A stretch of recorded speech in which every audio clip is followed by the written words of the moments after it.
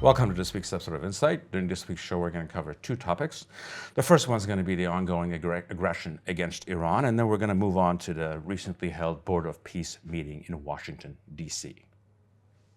After a period of fake negotiations that were actually designed to fail, U.S. and Israel launched what the Pentagon calls Operation Epic Fury.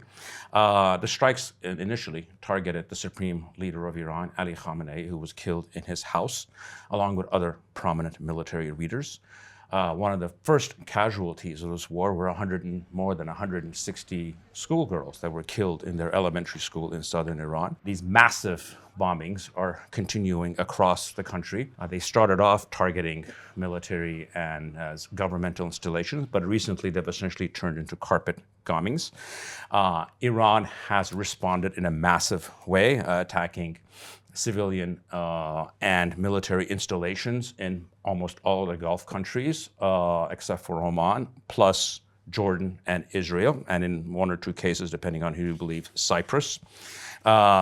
Both Benjamin Netanyahu and Donald Trump have asked for the Iranian people to come out and revolt and overthrow their government, which is the height of cynicism when people are being bombed in this manner. In our previous broadcast, I made the case that this has absolutely nothing to do with Iran's nuclear program, and we actually got the proof of it. It's because essentially right before this war started, according to the Omani mediators, Iran had actually agreed to zero enrichment on their nuclear program, which should have solved the issue if this was actually about the nuclear program.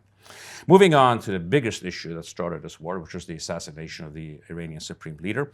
This led to massive celebrations inside of the country and outside, and actually large mournings for him inside of the country.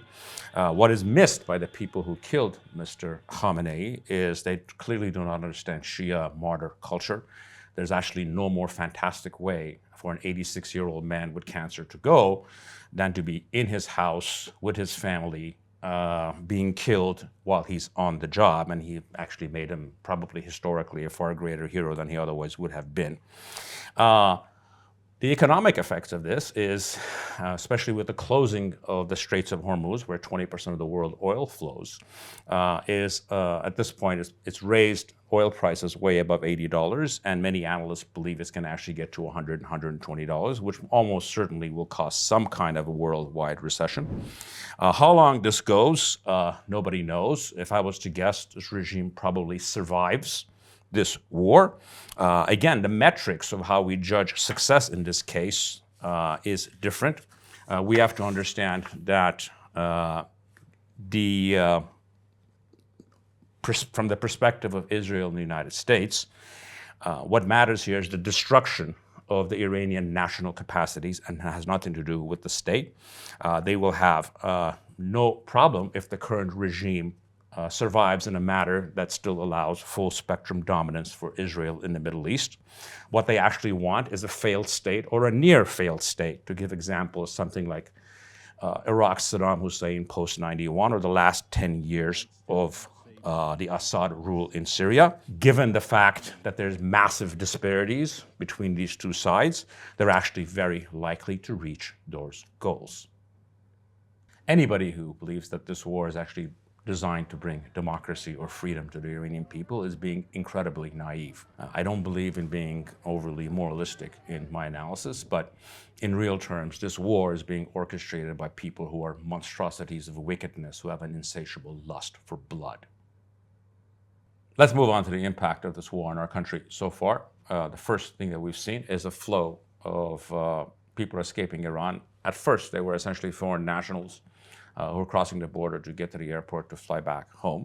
But now, over the last 24, 36 hours, we're actually seeing Iranians who are coming here for refuge, and I suspect these numbers will grow massively if you look at the type of bombing that's going on in Tehran, which is close to carpet bombing. The second part, which will soon hit, is the economic impact, because a great deal of actually what we import comes out of the ports of the Persian Gulf, and those ports are all closed. So I suspect within a week or 10 days, we'll actually see the economic impact of products not getting here that they normally do. The Prime Minister conveyed his condolences to the Iranian government for the death of the Supreme Leader. Foreign Minister Arad Mirzoyan offered humanitarian aid to be used in Iran to help people in going through this tragedy. Both of these, frankly, were smart moves. Before we close on this matter, I want to talk about the lessons that there are for us to be learned from both sides, both the Israeli side and the Iranian side. From the Israeli side, what we're seeing last week is a plan that Israel and specifically Bibi Netanyahu have been advocating and working on since 1996, which is the destruction of the Iranian national capacity. And they've actually been relentlessly pursuing this goal with many setbacks over time to essentially create a situation where all the primary countries that can challenge them are being destroyed. If you're actually serious about your national goals, you have to set them 15, 20 years down the line and work at them. In Armenia, whenever I bring up anything about 15 or 20 years from now, people usually laugh and they say, well, we're worried about the next 6 months. Well, the reason that we're worried about the next 6 months is because nobody planned anything out 20 years ago. Now, we move on to the Iranian side, and most people would think, what lessons are to be learned given the fact that the Iranians are being pummeled. Well, actually, that's not the case. Iran at this point is fighting two nuclear powers, which have a force disparity that cannot even be calculated as far as what their capacities are compared to Iran's. But what they did is by having this ballistic missile and drone program, they have created deterrence capacity. And what is deterrence capacity is to make other people pay a price. And deterrence capacity allows you to use politics to end a war that is not favorable to you. This is something that we can easily do, considering that our primary enemy does not have the same force disparity that exists between Israel, the United States, and Iran. This is something that if you have to actually the political will, if we had the political will for the last 6 or 7 years, is something that we could have easily accomplished.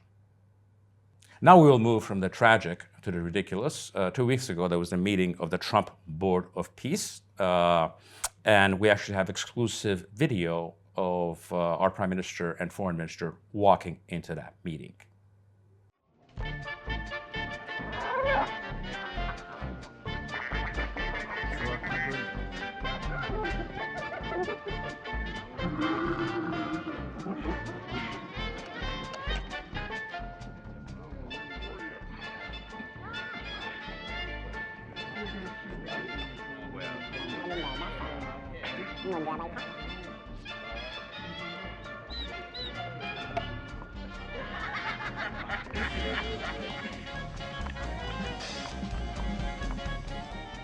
The list of attendees was a rogues gallery of sociopaths, war criminals, degenerates like Tony Blair, and our poor Prime Minister.